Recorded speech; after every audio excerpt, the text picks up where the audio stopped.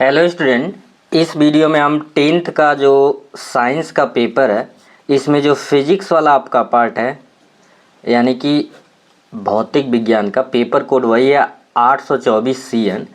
तो जितने भी फिजिक्स के रिलेटेड क्वेश्चन है 1 से 20 तक का तो पहले ही अपलोड कर दिया गया है। बाकी फिजिक्स का जितना भी आंसर है यहाँ पे मैं सॉल्व कराने वाला हूँ, तो इसको भी देख लेंगे फिजिक्स पार्ट में आपने कितना सही करके आया है। पहला जो आपका है यहाँ पे आप फर्स्ट क्वेश्चन देख सकते हैं, कह रहा है निकट दृष्टि दोष का संशोधन कैसे किया जाता है। सोचिए 2 नंबर का क्वेश्चन है। मैंने बच्चों को पहले ही बताया था कि क्या क्या आने वाला है, लगभग सारा 100% क्वेश्चन वही आया है। तो देखते हैं कैसे लिखना था इसको, क्योंकि ये 2 नंबर में, अगर ये 1 नंबर में होता तो सीधे लिख देते कि अवतल लेंस के प्रयोग से कर सकते हैं, लेकिन जब 2 नंबर में थोड़ा सा रीजन और एक्सप्लेन करना पड़ेगा। तो देखते हैं। तो यहाँ पे आपको कुछ ऐसा लिखना था, निकट दृष्टि दोष का संशोधन। यहाँ पे कैसे लिखना था, निकट दृष्टि दोष का संशोधन अवतल लेंस द्वारा किया जाता है। अवतल लेंस अपवर्तन के कारण दूर की वस्तुओं की छवि रेटिना पर बनने में सहायता करती है। तो इस तरीके से आपको लिख के आना था। इसका सेकेंड पार्ट है, किसी लेंस की क्षमता -2D यानी कि डायोप्टर है। लेंस की फोकस दूरी तथा प्राकृतिक क्या है। अभी मैंने फार्मूला भी पूरे फिजिक्स का आपको बताया था और मैंने कहा था याद करके जाना। देखिए आ गया यहाँ पे, तो इसका भी सॉल्यूशन देखते हैं। प्राकृतिक का मतलब उत्तल लेंस होगा कि अवतल लेंस होगा, तो इसको भी बताना है। यहाँ पे अगर आप देखें, कह रहा था पावर ऑफ लेंस यानी लेंस की जो क्षमता दिया हुआ था, P की जो वैल्यू दी हुई थी वो क्या दी हुई थी, -2 डायोप्टर। D मतलब डायोप्टर।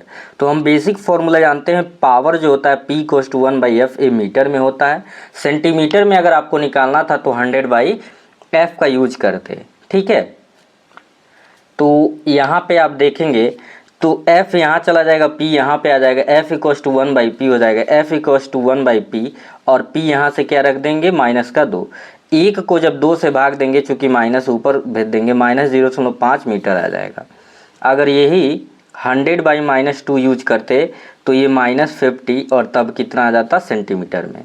अब क्या लिखेंगे, चूंकि F ऋणात्मक आया, F क्या आया हुआ है, ऋणात्मक है, इसलिए दिया गया लेंस अवतल लेंस होगा। कौन सा लेंस होगा, अवतल लेंस होगा। दूसरे का जो पहला है, कह रहा है निर्वात में प्रकाश की चाल 3×10⁸ मीटर/सेकेंड है।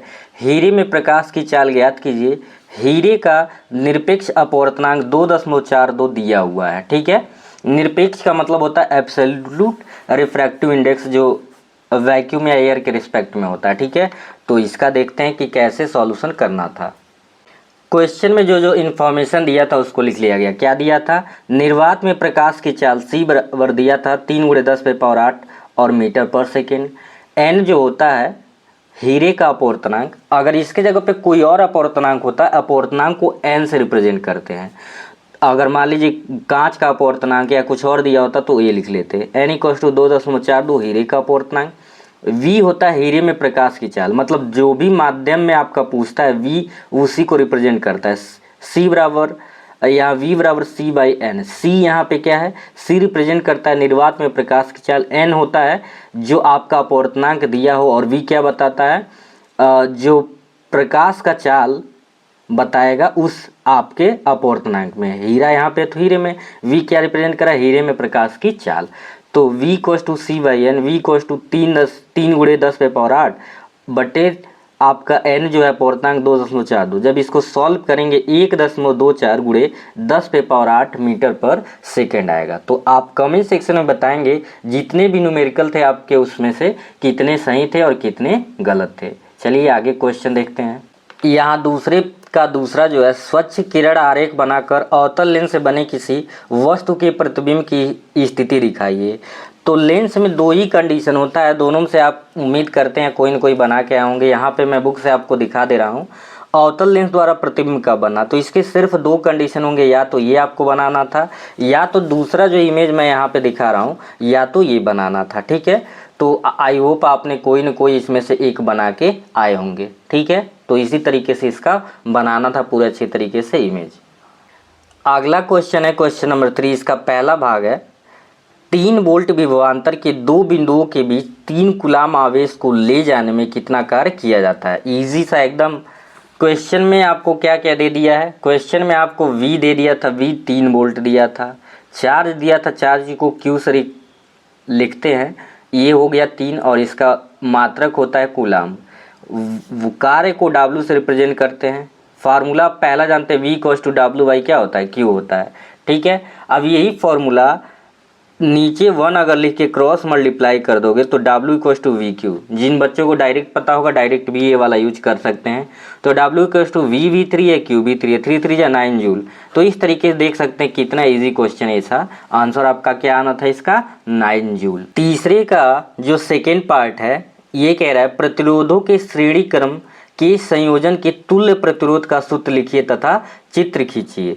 सूत्र लिखना है और सिर्फ चित्र खींचना है, इसका कोई आपको निगमन नहीं करना है सूत्र का, सिर्फ सूत्र लिखना है और एक चित्र बनाना है उससे रिलेटेड। तो देखते हैं किस तरह से लिखना था। क्योंकि क्वेश्चन में श्रेणी क्रम के संयोजन की बात हो रही है, तो श्रेणी क्रम के संयोजन में क्या होता है, R बराबर R1 plus R2 plus R3, या और भी प्रतिरोध है तो उसको प्लस में लिख लेते हैं।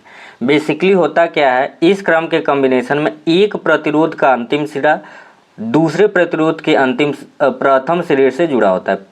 फिर इसका देखिए अंतिम सिरा और दूसरे का प्रथम सिरा एक दूसरे से कनेक्टेड होते हैं।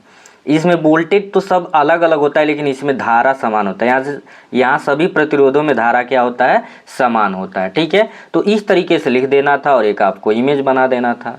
ये है आपके श्रेणी क्रम संयोजन का इमेज, देख रहे हैं वोल्टेज है और धारा सभी में समान होता है और फार्मूला है। तो आई होप आपने एकदम करेक्ट करके आए होंगे। यहाँ पे अगला क्वेश्चन है क्वेश्चन नंबर 4। ये कह रहा है पहला जो है सामान्य घरेलू विद्युत परिपथ का नामांकित व्यवस्थित चित्र बनाना था। ठीक है, तो इसके थोड़ा सा मैं दिखाता हूँ कैसे इमेज बनेगा बुक के द्वारा। तो यहाँ से आप देख सकते हैं ये बुक है, इस बुक में बनाया है ये सामान्य घरेलू जिस तरीके से कनेक्टिविटी की जाती है उसका इमेज बनाया हुआ है। विद्या वगैरह में और इजी ही दिया होगा, ये बुक में थोड़ा सा कॉम्प्लिकेटेड आपको दिखाई दे रहा है। तो मैं उम्मीद करता हूं कि आप ड्रॉ करके आए होंगे और उसके बारे में, चूँकि 4 नंबर का क्वेश्चन था तो फिगर बनाने के साथ साथ किस तरीके से इसका वर्किंग प्रोसेस होता वो भी आपको लिखना था। तो ले लीजिए स्क्रीनशॉट। अगला देखते हैं, 4th का जो सेकेंड पार्ट है। अब देखिए इसमें ऑप्शन आपका दिया हुआ है, चाहे ये दोनों 4th में करना था या अथवा में अगर चूज करते तो ये दोनों करना था। मैं बता चारों रहा हूँ, आप जो भी करके आए होंगे चेक कर लेंगे। यहाँ पे कह रहा है विद्युत चुंबकीय प्रेरण की घटना क्या है, तो इसका भी परिभाषा आपको मैं बता देता हूँ। डिफिनीशन बेसिकली 2 नंबर में है तो सिर्फ डिफिनीशन लिखना था। यहाँ पे आप देख सकते हैं विद्युत चुंबकीय प्रेरण, इलेक्ट्रोमैग्नेटिक इंडक्शन, समय के साथ परिवर्तनशील चुंबकीय क्षेत्र के प्रभाव से विद्युत वाहक बल उत्पन्न होने की प्रक्रिया को विद्युत चुंबकीय प्रेरण कहते हैं। यही आपको लिखना था। ठीक है, आपको 2 मार्क्स मिल जाते हैं।